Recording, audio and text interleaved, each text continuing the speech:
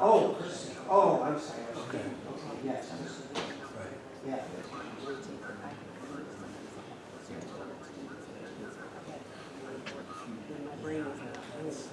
I'll make sure you don't feel All right. And then I did a lot of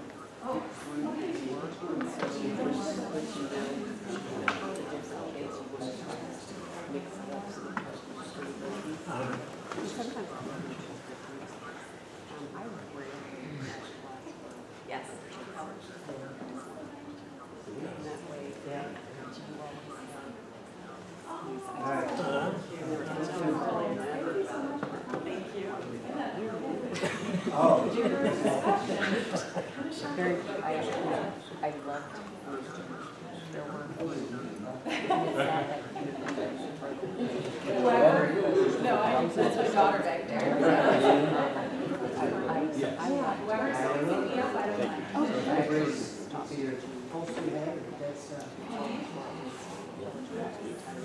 No. To go into administration or? Okay. I'll stop. All right.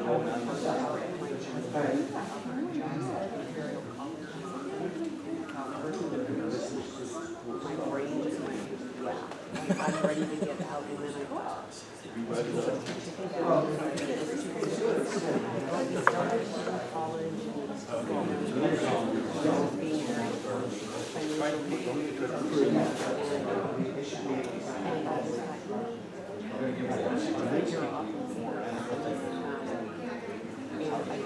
I traveled all over the world too. Yeah, there's a lot of and then I went to my master's in instruction, so it didn't really help me. It made me look more great, but I got to do that. But you yeah. That's so much. So you're doing it for I just do freelance. I've been All businesses, I'm gonna take care of and I like to write the and their thing is the, yeah. So it was 6 my middle school was They're 11.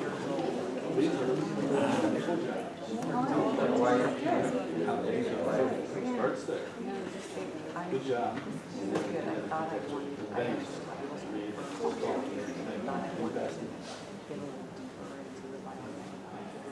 I'm Dave.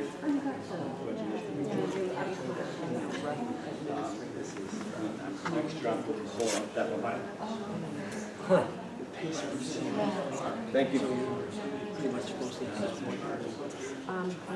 I have written for, I'm freelancing. No, I meant where you live. Oh, I lived for 30 years. So I taught in 2 different schools. I'm from all over. I was born in Detroit, but I moved about 2 years until high school. Military?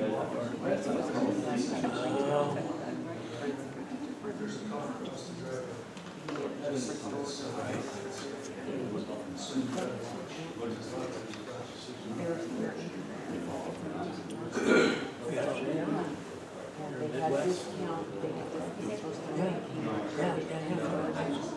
and when I was,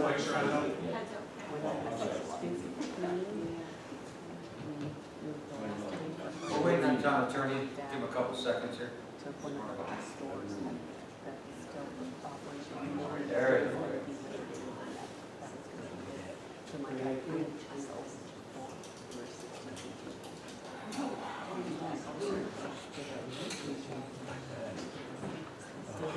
Not Charlie. How's that?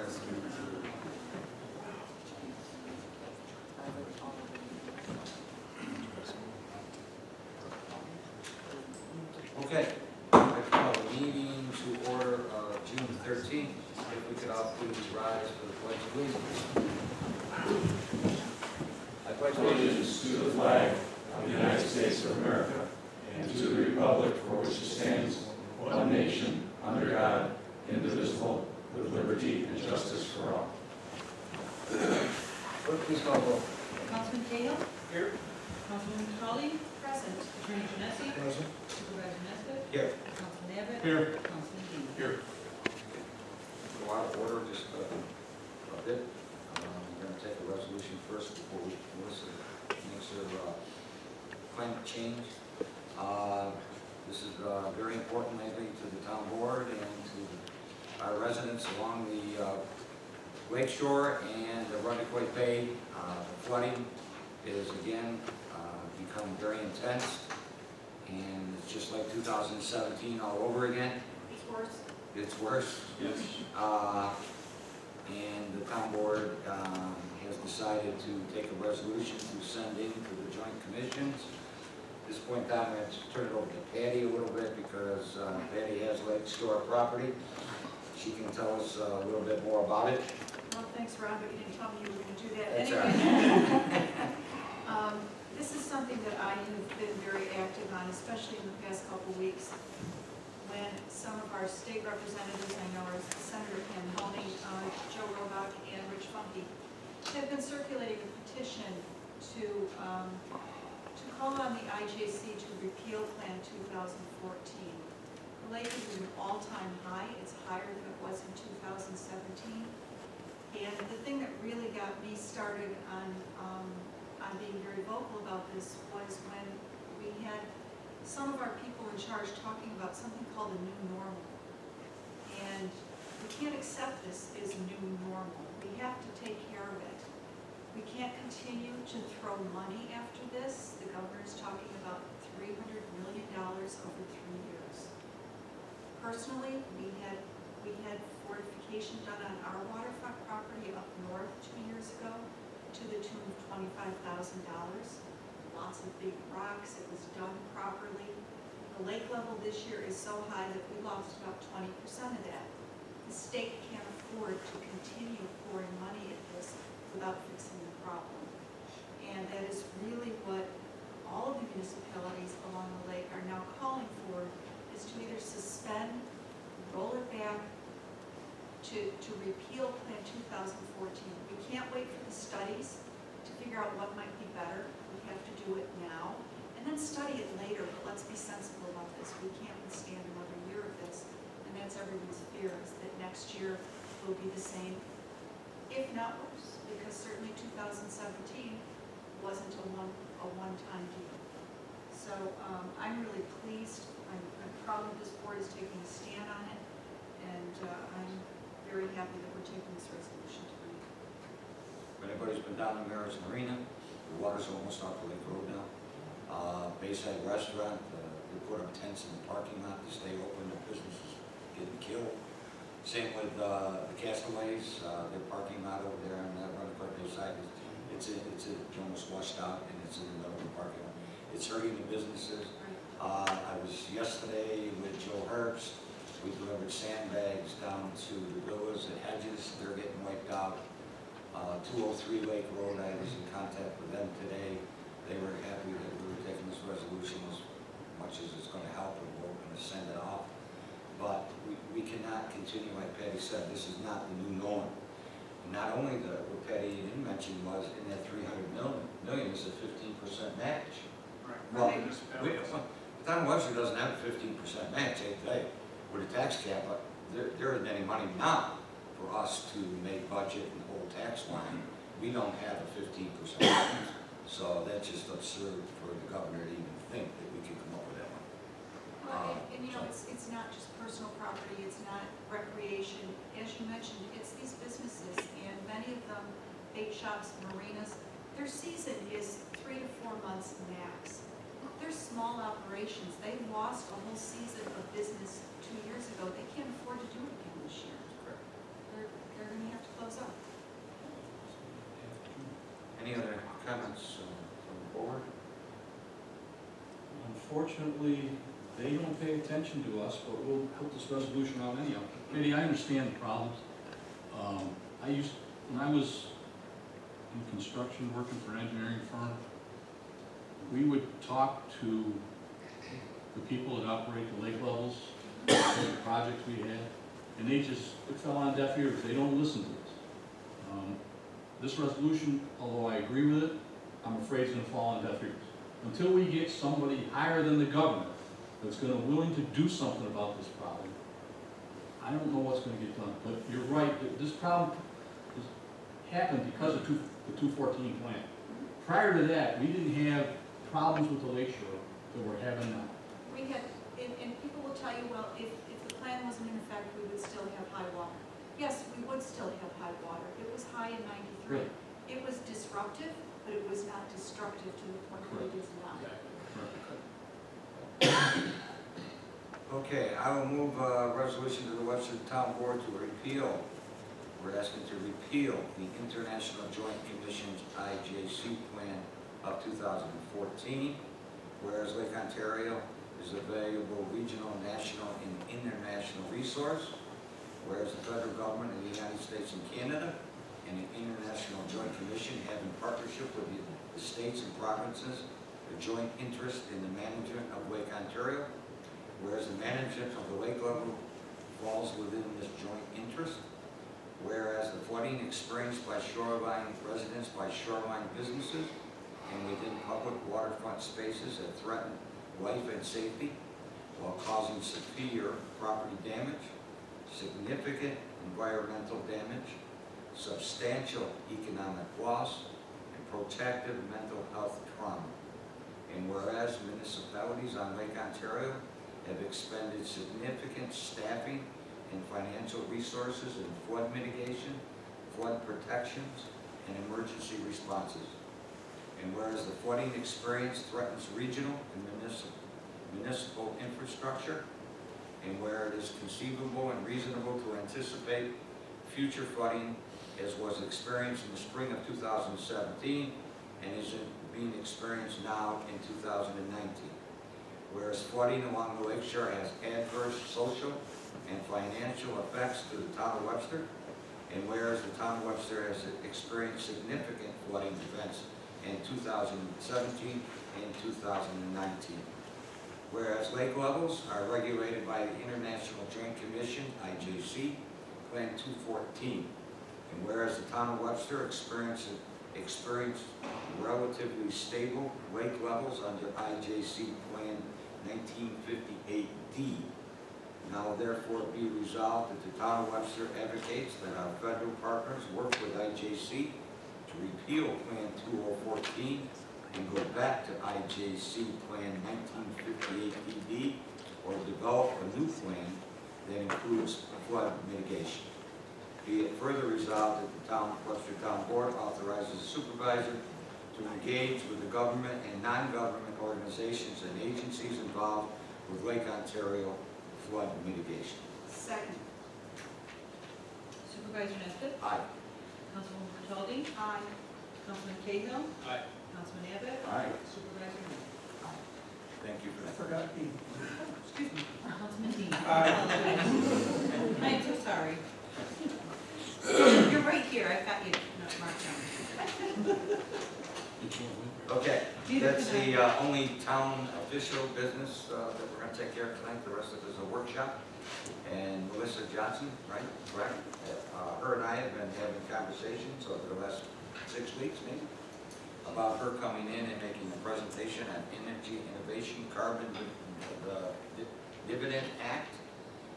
Town board did have a presentation on this, I think, about a year ago. And she wanted to come in and represent, and we decided that it was a good idea. So you can sit where you are and make your presentation, you can come up to the podium, whatever you'd like to do. I'll go out there. Okay, go ahead. See everybody. All right, thank you. Thank you. Well, first of all, thank you for the opportunity to address the board tonight about the Energy Innovation and Carbon Dividend Act, which I am advocating that the board endorse this act.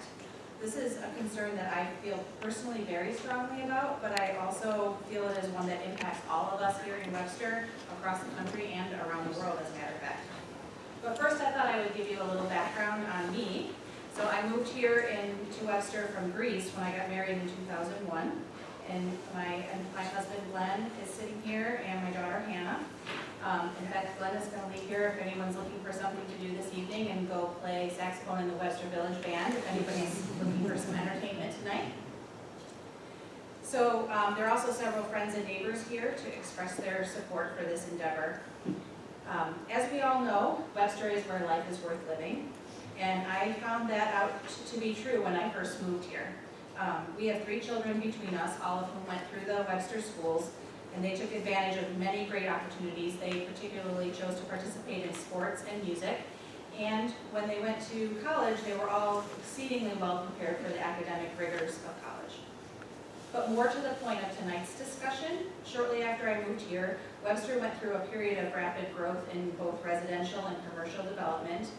And while I enjoyed the convenience of having a new plaza with Target, Barnes & Noble, and all sorts of good things, I did begin to become concerned at the pace of the development. But then, in 2004, the town began an active initiative to preserve open space in Webster, which I applauded then and now. By keeping green spaces and farmlands in perpetuity, Webster can always be a place where life is worth living. Right now, as you just discussed, our neighbors on the lakeshore are struggling.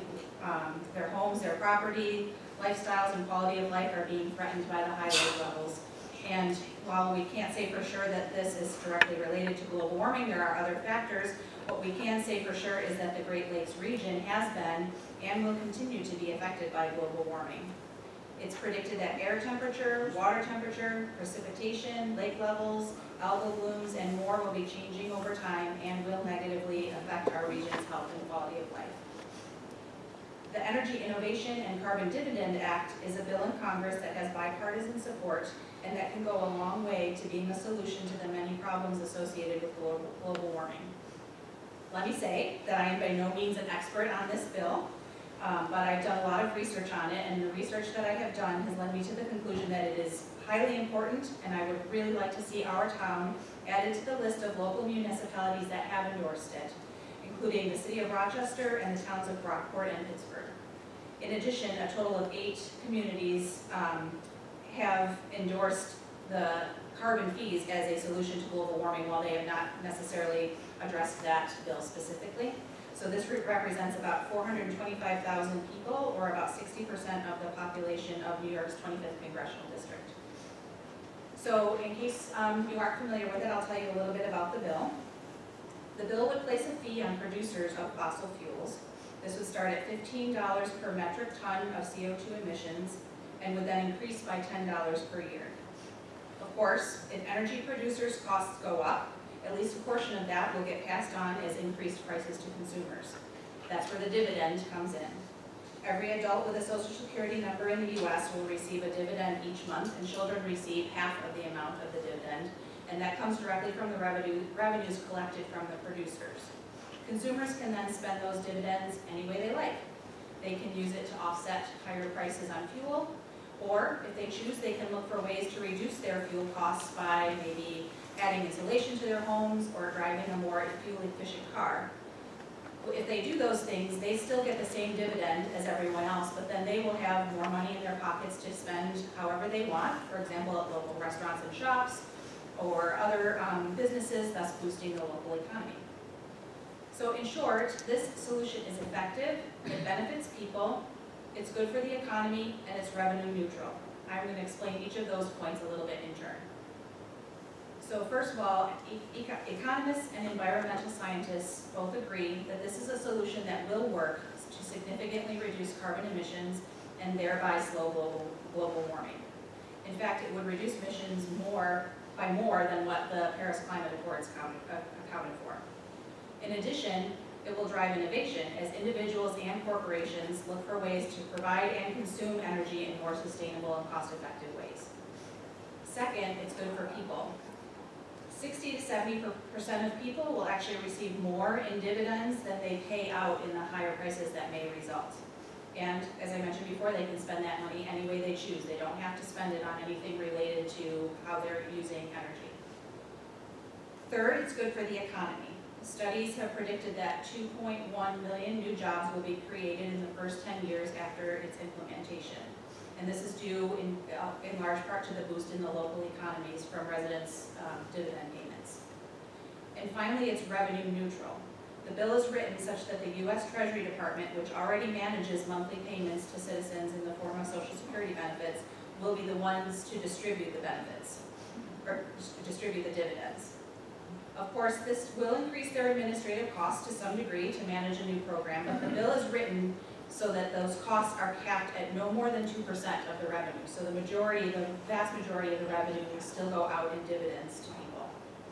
The fees do not go into the general treasury, so they can't be sidelined for other purposes. Rather, they just come in and go directly out to the citizens. I have been talking to many of my neighbors about this bill, and while it's certainly not unanimous, I have heard widespread support of the effort. It is important for the Webster Town Board to endorse this bill. It will let our representative, Joe Morelli, know that the more than 40,000 residents of the town are represented by a board that supports a positive solution to global warming. This bipartisan bill can be a vital part of the global effort to improve the health of our planet and its people. And it's a solution that makes economic sense. So thank you again for letting me speak today as a concerned, educated, and involved Webster resident, and to share this information with you. As I said, I'm not an expert, but I will try to answer any questions if you have them. Any questions from the audience? Can I make a comment? Sure. My name is Dave Jenkins. Thank you very much for your interest in everybody else. For example, solar energy pays for itself anywhere from 17 to 18 years in New York State, depending on how you use it, the size of your family. It's a fact. In Binghamton, where my family comes from, the IBEW is actually hiring and training electricians in anticipation of installing more solar panels on more homes. Their Toll Town and Northern Pennsylvania are supporting these issues. Wind energy, again, more jobs. People have to install them, people have to maintain them, and these could be small businesses as they are spread around the world. We need to act soon. The people on the lake are getting wet because there's too much moisture in the air. It's too warm. It's just a fact. We need to act now. We don't have much time. I'll be dead before it matters. I'm 65, but my nieces and nephews, they plan to live a long time, and I want to try to help take care of them. That's my comment. Thank you for listening. Anyone? I just want to thank you for your very informative presentation. Thank you. Let me see if I get it right. I'm gonna pay more for gasoline. I'm gonna pay more for therms to heat my house. I'm gonna pay more for cooling. And once I do that, then I get a refund. Well, you get the dividend regardless of what you spend. If you don't spend anything on all of those things, you would still get the dividend. It goes to every household equally regardless of what you spend. So it incentivizes individual consumers to spend less, because if I drive a car that is more fuel efficient, then I don't have to spend as much of that dividend on the higher gas prices, and I can go out to dinner, or I can go shopping, or whatever I want to do with the extra money. I can pay other bills. Someplace that doesn't balance to me, because you're gonna give out more in a refund than you're gonna take in. So it's the fee is on the producers of the energy, so that's who's paying the fee. But that's going to, I mean, they need to account for that somehow, so that will probably result in higher prices. But if you don't spend more, you still get that money. So it's not a refund per se, it's a dividend from what the producers are paying. I heard today 2 tankers someplace, the gas went up 12 cents a gallon today. Right. At 4%. Okay, it went up, the gas went up today. I mean, this is a spike, it's a one-day. That's gonna be the same thing, because you're going to put this refund into place, you're gonna have to pay more to pay for the refund. It's almost like a Ponzi scheme. I said it before and I say it again. I'm really having a tough time understanding that you're trying to limit the my thinking, you're trying to limit the carbon footprint Right. by taking in more money and only giving me my money back. That you're trying to make it sound as if I'm gonna make a profit, so I go out to dinner. You might. Okay, but I already paid this year. I already paid it out when I went to the gas station. I paid it out when I turned the heat on in my house, or I turned the cooling on, my RG&E bills went up. So now I'm only getting my money back. Right, but if you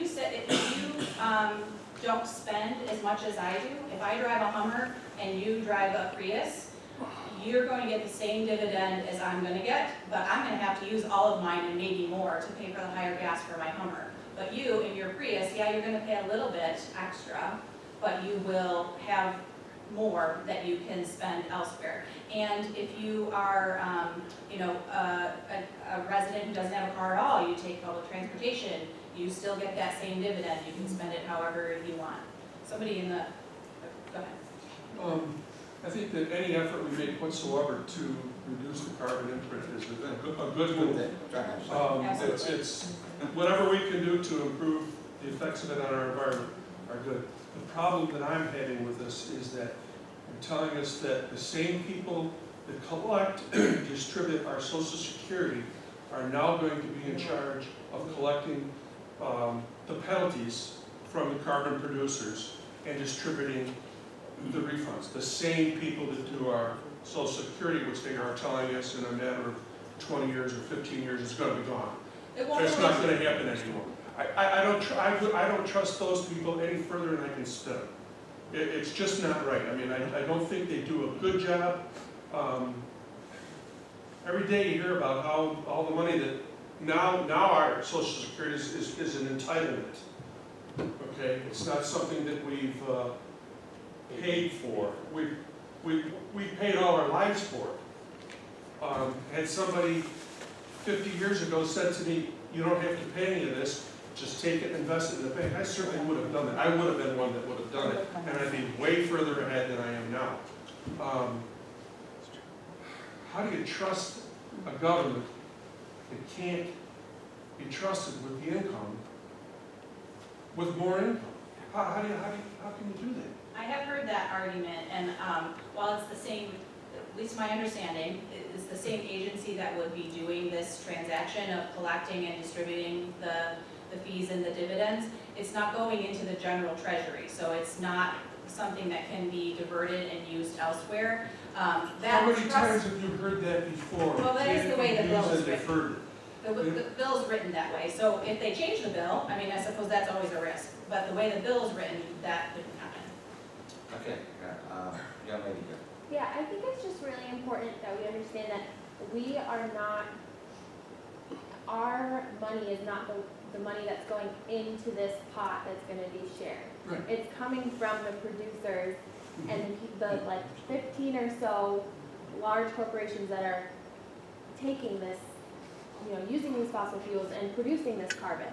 So it's not coming from us and then coming back to us. It's coming from them and then coming to us. We can choose to continue living the way we're living and use that money to pay for that lifestyle, or we can choose to change how we're living and keep that money. And I think that's how this works. If you change how you're living, that's how the carbon footprint goes down. I understand the fear with that they could somehow change the bill, sure. But that's not how it's written as of right now. So we're not asking you to support a bill that says it goes into the general treasury. We're asking you to support this bill that says they lose that money, we get it. We can choose to use it as we wish. And I think when people start to see those gas prices rise, it's going to be really scary for a while, probably. Yeah, It's going to hurt a lot of people, but when you start getting that monthly check, and maybe, I'll carpool with someone to work today, or, I'm not going to drive to Greece and back to Webster, then to the city. If you start just thinking a little bit and changing little things about your lifestyle, you're going to be able to keep that money, and you're also going to be positively impacting. This has happened a couple of times in my lifetime, where gas prices went up so high, we started driving smaller, more fuel-efficient cars. Now gas prices have come down, and we're back to driving our pickup trucks. But I think every time that happens a little bit less, and you just have to hope that people wake up. And you guys supporting this bill, I think, is going to encourage people to wake up. It's really important. I agree with your stance that, and I think everyone here would agree that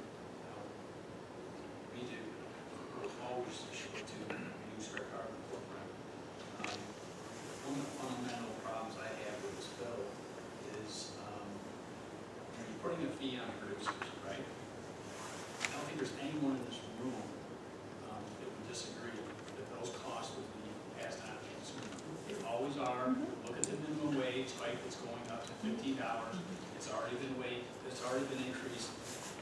And those costs, if you've been to McDonald's lately, go once in a while, those costs are already being passed off to the consumer.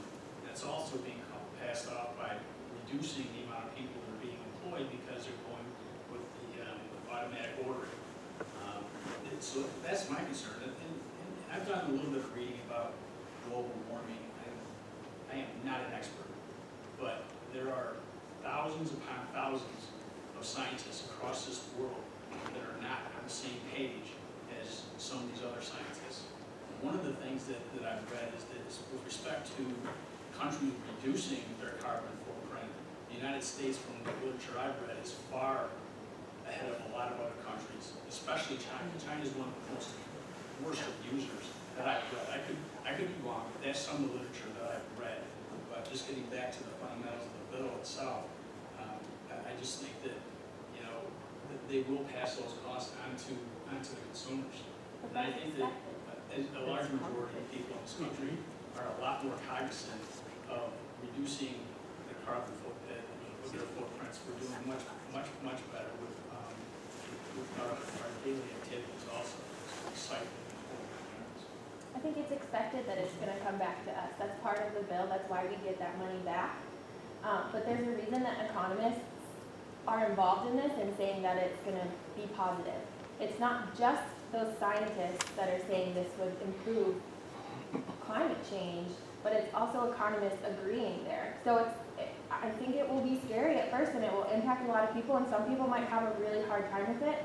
But if you have a social security number, you're gonna get a monthly paycheck, and you can choose to use that how you wish. I was just wondering, you spoke about 21 million jobs for who, and who's going to pay those people? 2.1 million. 2.1 million. 2.1 million. And my understanding is that that's anticipated from the increase in local businesses and, you know, from people having that money and spending it. And also, I think some of it, if I'm correct, is also in the innovation. And so this is, you know, to your point about being, you know, comparing us to other nations, this is something that can help keep the U.S. in a leadership position or put us in a better leadership position globally to be driving innovation for sustainable energy. So I think all of that is my understanding. But there's several studies that have been done looking at this and similar types of legislation showing a positive boost on jobs. So that's why I think it's so cool. It's economically beneficial, and the big thing to me is the impact on the climate and global warming. But it's both. It's a win-win in that regard for most people. The people that choose to still live a, you know, more carbon intense lifestyle won't see that financial benefit. Is this implemented anywhere else in the world, the country, the Yes, states? it's other been, states? I'm not real well versed on this, but I think British Columbia, if I remember correctly, has done it.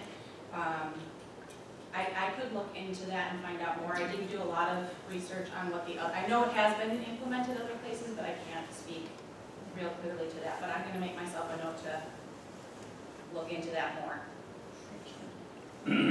Okay, so we started off the meeting worried about the water coming from the sky, making the rivers and lakes coming up. And you said, what about the cost? So should we make those people stand alone and not help them? I don't think so.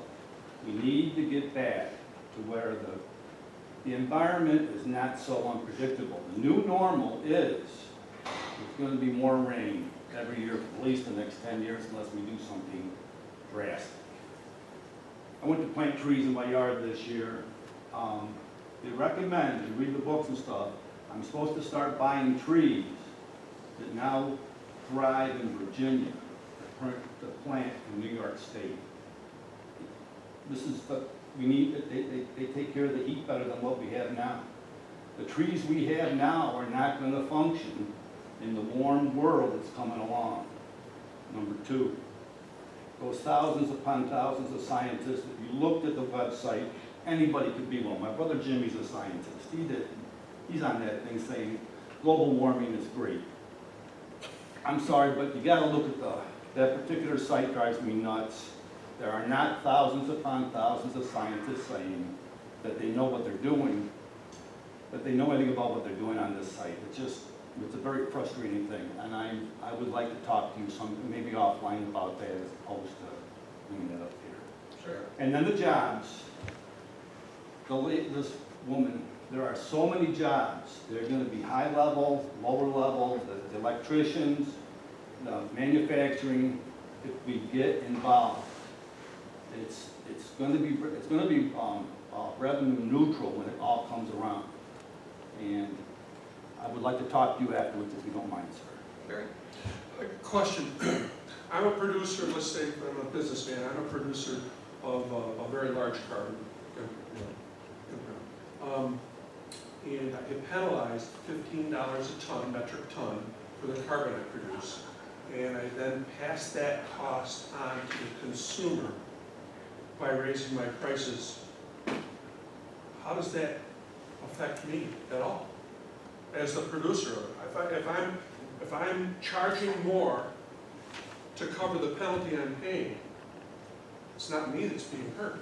Except I'm not gonna buy your stuff anymore. Correct. I'm gonna get rid of my pickup truck, and I'm gonna get an electric car, and I'm gonna say, nope, no thank you, I don't wanna pay your higher prices. That's how it will affect. It'll take some time, I think, but kind of like what you said before, how every time when we've had these real high gas prices, people have changed their driving.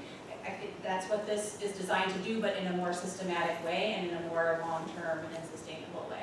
And that's how it will affect the producers and also make space for innovation in other, in maybe more electric cars or other environmentally sustainable initiatives. Because I don't want to buy your product anymore. I'm looking for someone to give me something better, so I don't have to spend my money that way. Well, I do think that as soon as we can drive our electric car to the gas station and charge it as fast as we can fill it up with gasoline, you'll see all electric cars. And this may, a bill like this could push that faster because people are going to want it more because they don't want to pay those higher prices that will come. Sure. Yeah, thanks. My name's Rob Levine. I'm not a Webster resident. I want to make that clear. I'm a volunteer with Citizens Climate Lobby. I did address you a year ago. Barry, I just want to make sure it's understood that the fee that you're talking about, if you're a business person who produces a lot of carbon, unless you are taking the raw material out of the ground, unless you're a mine or a well or you're at the port of entry where fossil fuels come in, you don't have to pay a fee. The fee is assessed on the less than 200 companies in the United States that are the original producers of fossil fuels. Okay? Yes, they're going to pass costs on. That's why the dividend is so critical. In countries that have carbon taxes, where they don't find a way to protect their residents, the residents revolt and the bills are repealed. This is what happened in Australia. The idea is, well, in France, there was more to the, but the gas tax in France last summer, and they had the riots in the streets. Part of it was because they didn't have any money to cover this increase in the gas costs. But the bill is intended to create disruption and, what's the word I want to use? It's meant to change people's behavior. Okay, the IPCC report released in November, which is the UN's survey of thousands of climate scientists who do peer-reviewed research. So I think you're talking about different types of climate scientists, but the ones that do the peer-reviewed research, it is unanimous, unless their research is funded by the fossil fuel industry. So there's a small percentage of legitimate scientists, but their motives may be different. Okay? But thousands of climate scientists say the most important policy that we can do to reduce global warming is to put a price on carbon so that we stop using it. Because what's causing the warming that allows the air to hold more moisture so that it rains harder in Quebec and New York so that the water filters into Lake Ontario? It's the moisture in the air, right? So we are supporting this bill in Congress because if you set a fee at $15 per ton, understand it's going to go up $10 the next year. And it's going to go up $10 the next year until the United States is carbon neutral. The bill is open-ended, but it has an end date. As soon as we're carbon neutral as a nation, they'll stop adding because there won't be any use of carbon fuels. There will still be some. So the impact of the dividend This is based on several different studies, one by the government, one by a private company called Regional Economic Models, Inc. They're peer reviewed. It says that the lower 60 to 70% of American residents will receive an amount equal to or greater than the expected rise in the cost of living. Because the lower income people do use mass transit. They don't use air conditioning as much as I might, right? They don't have a car. They don't take vacations on jets. So their carbon footprint is lower, but they're going to get the same amount of money that all of us are going to get on a monthly basis. And that's where the economic stimulus is.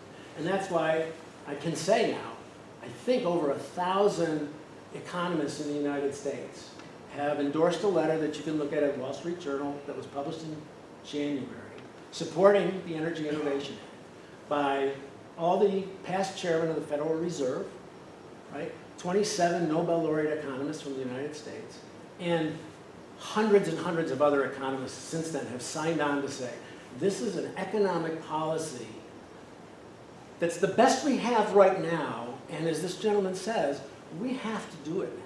Because 10 years from now, if we start to make changes, it will not have nearly the same effect. Because as carbon enters the atmosphere, it stays there for hundreds of years. So we have to reduce our emissions. And this bill, which, as Melissa said, does more than the Paris Accords, will bring emissions down to about 40% of 1990 levels within 10 to 12 years. And within 20 years, we're down to like 80%, because people will stop using inefficient air conditioning. I mean, you know, the number one personal thing we can all do to fight global warming is to make sure refrigerator is working efficiently, because there's more heat loss through refrigeration than anything else on the planet, which I did not know until about a year ago. So check your, type your things and all that stuff will work.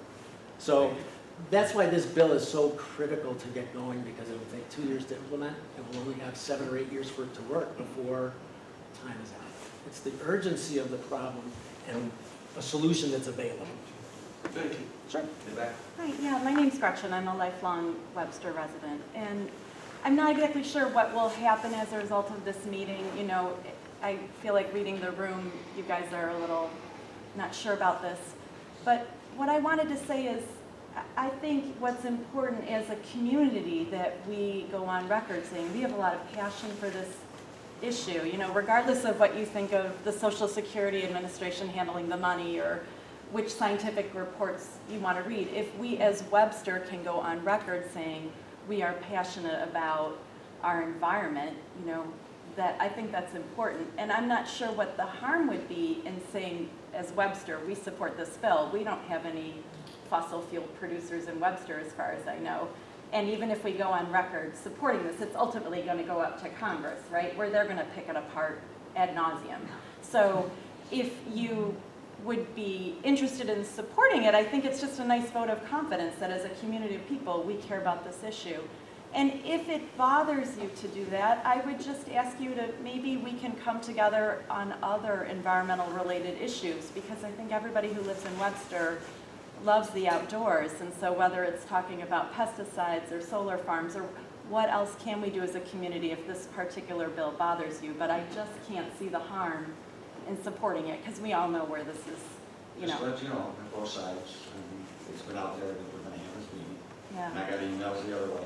Yeah. Don't support it. Yeah. Okay, so it puts the board right there at the Yeah. 50-50 level. Yeah. And they'll give you every reason on the other side Yeah. why they don't want to. So, I mean, I'm just telling you where the board's Yeah, at, it's good to okay? hear.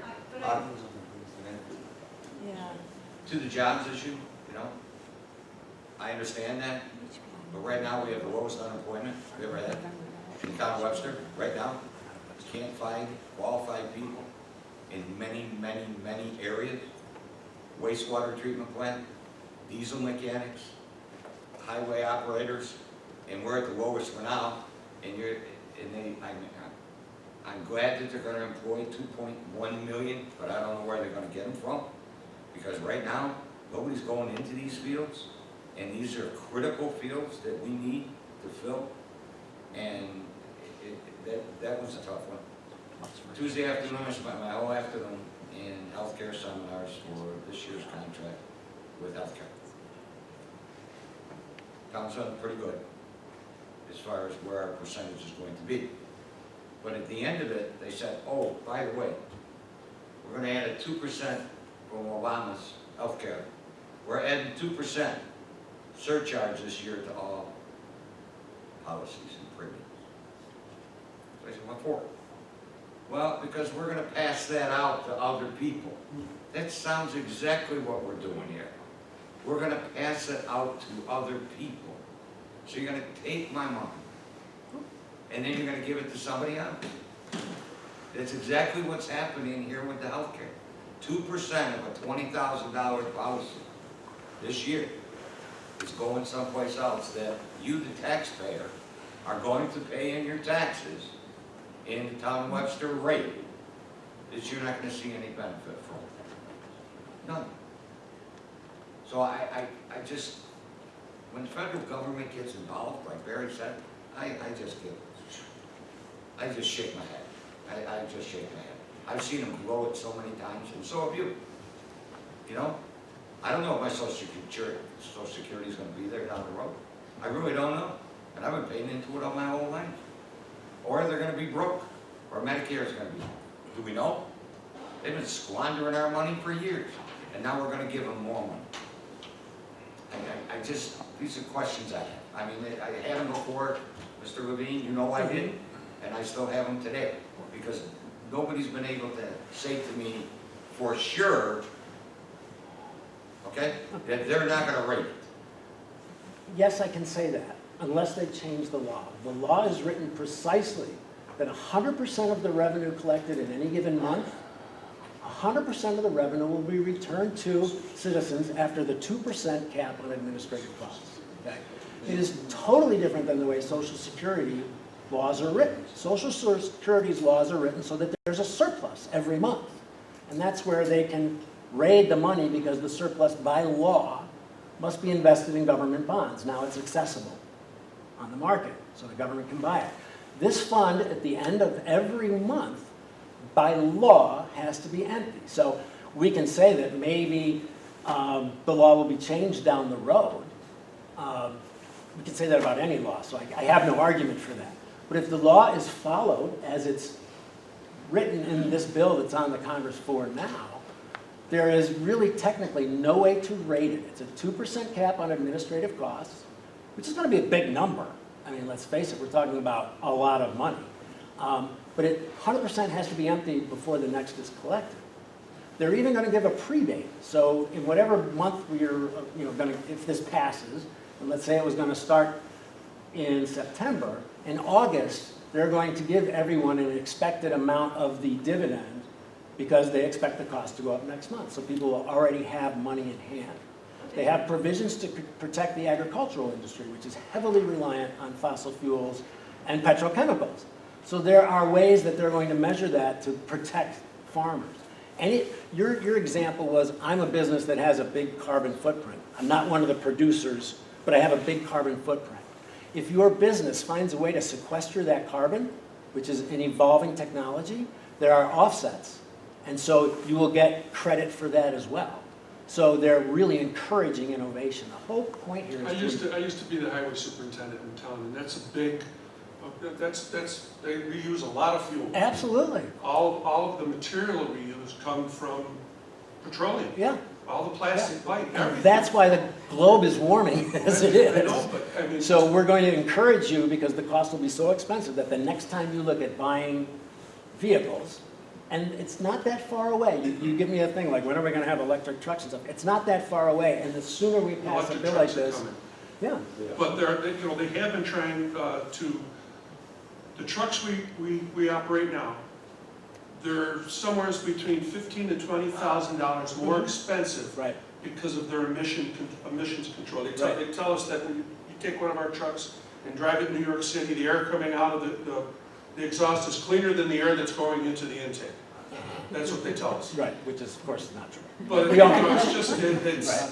Well, how about imagining a world where you go to New York City, and because it's all electric vehicles, there is no smog, and it's quiet. Think about that. I mean, that's something we forget about, but think about that world that we need to be at in 30 years. okay. It's going to be a nice place to be. May I ask one last question? One second. Go ahead. Ask your question. Okay, so Mr. Supervisor and the town board, are we gonna continue to let it rain, have the lake level come up, and throw our hands in the air? Or are we gonna support activities to reduce that problem? That's, I understand the economics, I understand that, I understand the distrust of the government, I don't trust them either. I can see some examples from the sites from New York State, from Florida. I understand all that, but we gotta make a choice. Are we gonna fix the environment for our children or not? And it's gonna cost us effort. It's not gonna cost us money. This program, and what this gentleman said, it's neutral, but we're gonna have to put a little effort in it. We're gonna have to do a little sweat. So, I'm asking you, everybody, as a town board, what are you gonna do? Are you gonna support this effort or not? So I just wanted to say that I appreciated Gretchen's comments, and if you came to this board tonight and said we'd like you to take a resolution saying that you support reducing our carbon footprint, we support doing everything we can to improve the environment for our generations to come. There is not one person at this table that wouldn't say absolutely. But I think that when Mr. Levine spoke with us before, and I really appreciate both presentations, I think what you've heard is that this board has some real concerns about this particular bill. And many of them are tough to get over for us. I just heard something else that you said, I just want you to clarify it. You said if this bill were to be passed, they would actually be giving out dividends before they collected any money initially. That's kind of scary. Where's that money that they're going to give out? It's a good question, I don't know the answer. So there's But don't let's, sound too good. okay, let's say, what bill is gonna please you? Is there one that exists? What I'm hearing is there will not be any bill that is gonna please you. And so what is the cost of not doing anything? Far, far, far, far, far, far, far greater than whatever cost this might be to. But is the only way to do something to have to pass a bill? Is there no other way to create Let me- incentive? The other option is government regulation. This bill is meant to, it's opposing, it's saying we don't want government regulation, right? We want the market to decide. It's punitive, so it is punitive, this bill, to the producers. To the So it is producers, kind of- yes. In a sense, it is kind of government regulation. if you look It at starts the process, it is the catalyst, but it's designed to, government's out of it, right? Government gets no money, you're not growing government into this year. Going back to Well, your government is involved if the concerns, government is forcing them to pay a fee, right? going back to your concerns at the lake, you said your argument was exactly what we're saying. Are we gonna wait and just, this is the new normal? Like, you were saying we have to do something about it, and you're encouraging different, I'm not totally familiar with Plan 2014 or the IBC, whatever, but what you're saying is, you're encouraging that the rules change so that you don't have to live with your house underwater. No, actually, what happened there, and we can say that we would have hot water because of global warming. We really don't want to start debating whether it's global warming or Sure. rain or what it is. However, what happened is the rules changed about the lake levels and what they're withholding at the Robert Moses Dam, okay? Sure. And with that, we now have the conditions that we have now. If they had kept the other plan in place, we would have been much better prepared to deal with the increased moisture and everything else that's coming downstream. But what you're talking about is And I changing the understand the rules. new normal, I hear you, but again, we do need to change the rules, but every one of us at this table has some little wrinkle in this bill that we are uncomfortable with. Is that wrinkle enough to totally disregard the positives though? Like, I just have to encourage you to really stop and think about it, because what you're saying is, this little fear that I have, that maybe you could do more research about, and I'm sure she's gonna be diving through it a little bit more, but any little wrinkle or any little fear that you have, is that enough to totally discount the potential positives that this has to offer? I really encourage you to sit and think about that. You're all saying that you would do whatever it takes to decrease carbon, but this is what it takes, or at least this is what we have to offer right now. There's nothing better. And as it is right now is not okay. So you saying that you're encouraging Webster to decrease its carbon footprint, this is how. This is how. At least right now. It might not be great. It might not be perfect. There's little wrinkles here and there that are uncomfortable for a lot of us. It's going to be uncomfortable for many residents. And What is that they about? said that about the healthcare plan. You know, we It's gotta pass, totally we gotta different. pass it, Totally we gotta pass it before we read it. You have Okay, to- and look what we got stuck with. The Okay, same don't thing, do if we that. don't question now, and we just ask, what are we gonna get stuck with? That's what this board's doing. We're looking into things. It's just not, it's not like Eddie said, it's not that I don't want to. I'm concerned about my kids too. And I'm concerned about the future. But I wanna make sure that the decision I make is proper. I appreciate that. You know, I'm not boo-hooing this down the road. I want to make sure that, but I have seen many things in my time here, and I deal with them daily, and regulations and laws that are just absurd. And I don't want this to be one of them. Okay, well then I encourage you to read it and learn I've about it. read, ma'am, I read it.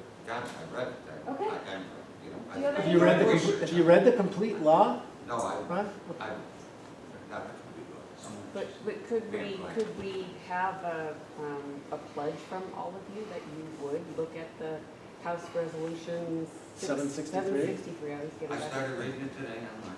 Yeah. Okay, because, I mean, that way it should address your concerns.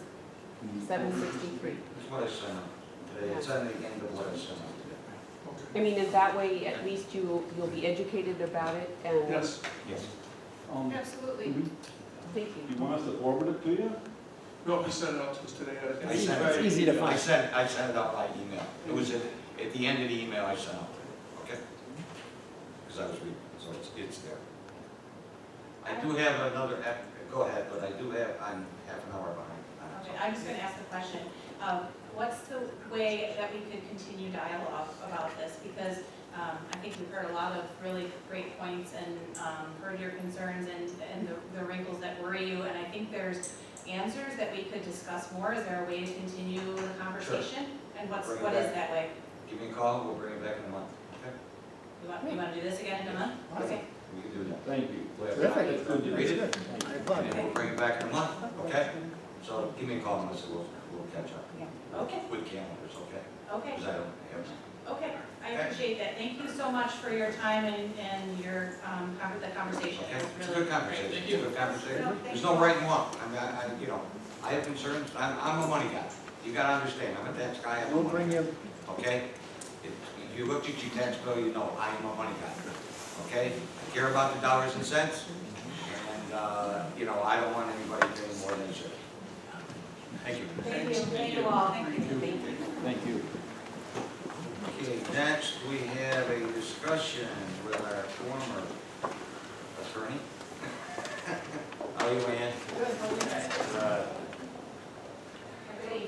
Good evening. This is on, Thank you. properties, with Ann. She has, as a former zoning board attorney, she had some ideas for us that we might want to incorporate, and she's bringing those ideas forward to us tonight, since she. Oh, she is good. I mean, she's with it, but She's not employed. She's not employed with the zoning board, so after she has left her employment, she has brought back some thoughts that we might want to include. Some in- suggested in our changes to contract. the town. Yeah, to the top code, yeah, go ahead. That were sort of came up a lot from zoning boards. with Correct. our attorney. One main thing that I think I sent Charlie, I sent you a summary of the things I'm Yes, you concerned did. about. I think everybody has it, yes. Okay, so the one thing that I think I was surprised at the first time when we had a big project with the zoning board was that the MC district doesn't allow for the PPD overlay district. So we were spending many extra hours on variances that we really, that the zoning board really, there were more planning issues that probably should have been I'm up here. so more you can see. suited to come into the, and just been discussed or considered by the planning board than the zoning board, because just because of the nature of the project. What's happening is a lot of people, including my clients, they have large pieces of property, developers or people wanting to build something, don't want to lease it, so they don't have, we don't have one big property, they want to buy a piece of property, and they want to only buy the property that they need. And then what happens is without an overlay district, especially in the MCs, where most of my experience has been with these issues, is then you've got, a stack of variances like that to make a project work, when really the overlay district was allowed in the MC district, then you as a town board would get your first look at it, and then the planning board does the planning, and there's an awful lot of flexibility in planning a whole project that works nicely together without having to deal with buffers and variances and so on. The one project that I was involved in, we just couldn't get anybody to develop this. It was just too discouraging because of all the planning costs involved. So John and I used to have that discussion at times, never really too seriously, but we say, geez, I wish there was overlay district in the MC, so because now we've got 4 extra zoning board meetings that, half the time we're like, well, gee, that's more of a planning issue, or that's more of the planning board. What would the planning board say about it? I really don't know. So that was the first thing I wanted to talk to you guys about. So what would allow would be MC would be allowed in the PDD district, which is the 22521. So there's a couple of spots out of the code, and I think I found a few more spots, Charlie, we need to add. But MC would need to be added if the board so chose or so wanted to do this. And then also to allow a senior housing in the MC district. Right now it's only allowed in the PDD, this is the HC district. So that's my one issue.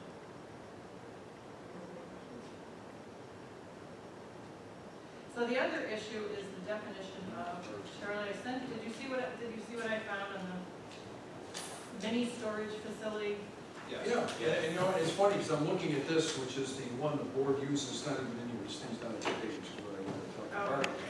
So the interesting thing is that I have a client who has an opportunity for a interior access type storage facility. And when we went to the code, we found that it's really not allowed anywhere, but I don't even know where it's actually allowed, but it's not allowed in most districts you would think it would be allowed. And actually, the particular project that is proposed is not, a bunch of low-rise buildings with outdoor garage. It's an indoor facility with one, you drive your car in multiple levels, probably maybe 2 levels. And it has indoor storage, climate control, and the outside of the building and traffic and parking is minimal. Well, can we not speak about any particular, possible development? What I'd like to do is, there's certain changes that have happened in the town in the last few years. And I think the code needs to be brought up to date and moved. I think, for example, I've discussed this with Ron and other people. The fact is that we had the code revision back in 2000, and Tony and Raj and you and Don were all a part of it. 2000 and then 2008, we created new districts and we created uses in those districts. And for example, office parks did not turn out to be a panacea. Right. And there aren't too many office parks around anymore. I don't think there's even any in the town. There are not very many. Well, there's my office. Well, excuse me, no, but there's not, right, that's true. That's true. But there aren't that many. Right. It isn't what we expected. On the other hand, senior housing is growing. And storage facilities have exploded. I mean, we have a number of them constantly being built and being used in the town. The one thing that you noted right off the bat, we did talk about, was adding medium intensity MC to the Progressive Development District, which it was not in. And I don't really see why it shouldn't be in. Realistically, more and more development is taking place in MC, and it would be helpful to the planning, right, Raj? And Tony, wouldn't be helpful to the planning and zoning boards, I would think, to have that included. Yeah. I think, if I got you right, you were saying to allow senior housing in there? Senior housing is allowed in the PDD, but it's only allowed in HC, I believe, so we would want that also to be included in MC. I think it's a good idea, because that's where But when we first did the code change, remember, people were not, property owners were leasing the property. And leasing, so you didn't have new lot lines. So they're one of the variances that we are now seeing in all these applications. Multiple stack of variances like that, which really doesn't turn out to be great for planning anyhow. You better have the planning board and the town board have the flexibility to look at the project as a whole. And not have to be restricted by these kind of setbacks and variances or buffers. And I may. The problem that we're running into, we'll have a development overall plan. And what the developers are finding out that people don't want to lease property. They want to have own their own property in that development. Now, our code requires certain setbacks to property lines, which if they split that little unit off in the development would cause property lines. Now you're requesting setbacks, we're requesting buffers. Every time they turn around and attempt to do something, they don't mind coming in front of the town planning board to make modifications, but it requires multiple variances.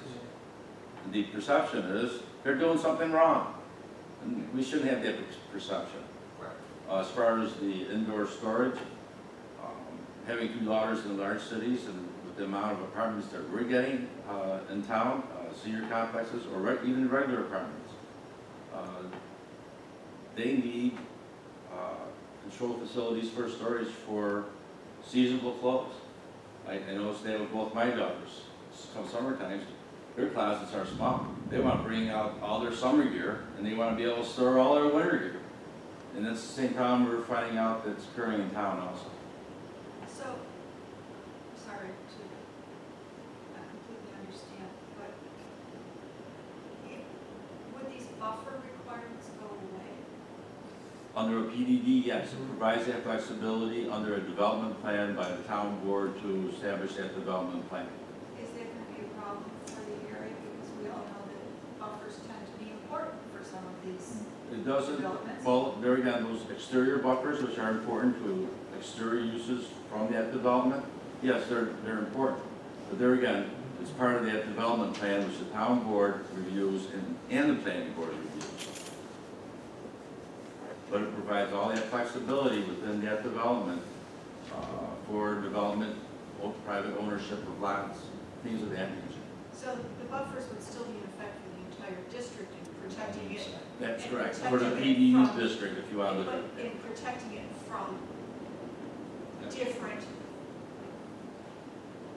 Anyone outside of that, outside of it. yes. So it still protects the residents from the entire area. Yes. Maybe an example might be Mark Ford's project where Hooligans is. They were just in the need of about a half dozen or more variances. Nothing changed. Just It not was just where are the lot lines. So the way it fell, each one's individual because Hooligans has that piece there. Well, that section there, they have to get a mortgage. So they got that as a separate parcel. Then the daycare center, the healthcare place, and so on and so forth. So each one is separate. So by going this route, you eliminate all the confusion of all these setbacks from all the lots individually. It does simplify it a whole lot for everybody. So it's more like the internal buffers than the project. You might be able to have little tiny house here and little tiny building there, but that doesn't, nobody wants that. No one's gonna build there. How does moving senior housing into the MC district, what does that do for us? It's pretty much allowed, I mean, the housing, right now in the PDD, if you have some senior housing. Well, Not just HC. no, MHR district, we have, you have PDD, which is approved in the, mortgage project, right on Hard Road. You guys, under a special use permit, permitted senior housing there. Right, is that any different than MC? I think the biggest criteria, where we have to be very careful with, is for PDDs to be able to be established in with an industrial area, OP area, there's one other district, but there's a limitation, you have to have a minimum of 10 acres. If MCs, if the board decides to permit senior housing in the MC district, we have to establish a certain acreage, having a minimum amount of acres. So not every little house would become a... That's the point I was making. Right. Right now, it's 10 acres. You know, it has to be crafted very carefully because it's a domino effect, especially between LC1, LC2, because one permits the other, MC, and high intensity commercial. You know, the higher up the rank you go, it permits anything beneath that. And any new law that's crafted would have to be crafted very carefully. Sorry, I'm getting that empty lot, so it's not going in. Okay, it's a lease lot. It hasn't been because nobody wants to lease. Now, if they put that up for sale and let them buy that lot, you have a new business there, leasing. But, no, but exactly. Right now, they don't want to do that, that's fine, so the last is right. Okay? But some of these others that we have, right now, that we're talking about, the people who want to buy. Everybody wants to buy, nobody wants to lease. It's hard to find It's not it. the way If it you is. don't own it, you can't find it. Right, it's different. It's better tax breaks that way too. If you own it. Sure. If you own it, you can write off whatever taxes and everything else versus leasing. It's just, you don't know. So that's my spiel. Just, Do you have any other questions?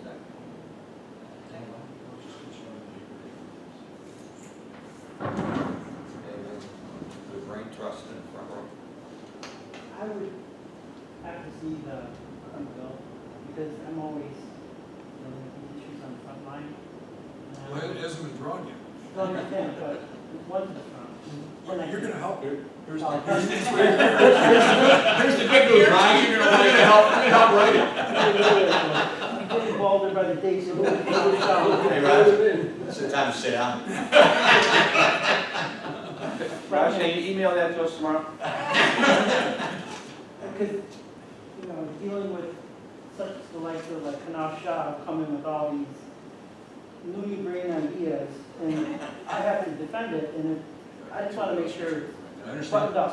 Right, I think, It's yeah, kind of issues. and that's why I'm here. I want to make sure that. Thank you very much for coming and speaking to us today. Appreciate it. And that's why, I mean, I've already written up some things, no changes. You add this definition, interior access storage facility climate control, and then you change that title, it's sort of long. Did you get that from somewhere else? No, I did get there's a lot of storage up, and most of them do deal with the mini storage. So this one is this is kind of the new stuff that's happening. And a lot of this kind of stuff is going into old buildings that aren't being used, old retail and stuff, that may be repurposed for this kind of storage. And people want that, they want to be able to, climate control, maybe a lot of people still like those, the ones with the garage doors or whatever, but that's not what seems to be seems to be more popular these days is these indoor storage, climate control. Climate control. And Yeah, then, right in North Avenue. Basically, look yeah. more like a commercial building. Right. Warehouse. Right, so Nice it's brick not, building. Right. not a lot of traffic, doesn't generate Raj, much traffic. doesn't this is what generate she's a lot of proposing. parking. Okay, here's the, Wait, that's just the email, that's what she's proposing. You can keep that. We just withdrew for now. okay, any other questions, Amy? Don, thanks for coming. No, yeah, thanks. Anybody else? Thank you. Okay, Thank you.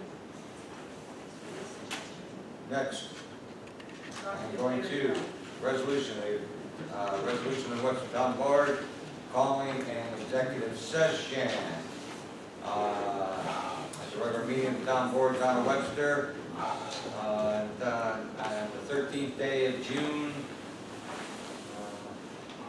Whereas New York State Public Officer Law provides the Town Board may enter into executive session to discuss certain subjects and matters. Now therefore be resolved that the Town Board enter into executive session pursuant to New York State Public Officer Law 1051 to discuss collective negotiations pursuant to Article 14 of the Civil Service Law. This is, so that's section 1E, just to be more important, subdivision E. Second. Okay. All in favor? Aye. Thank you. The only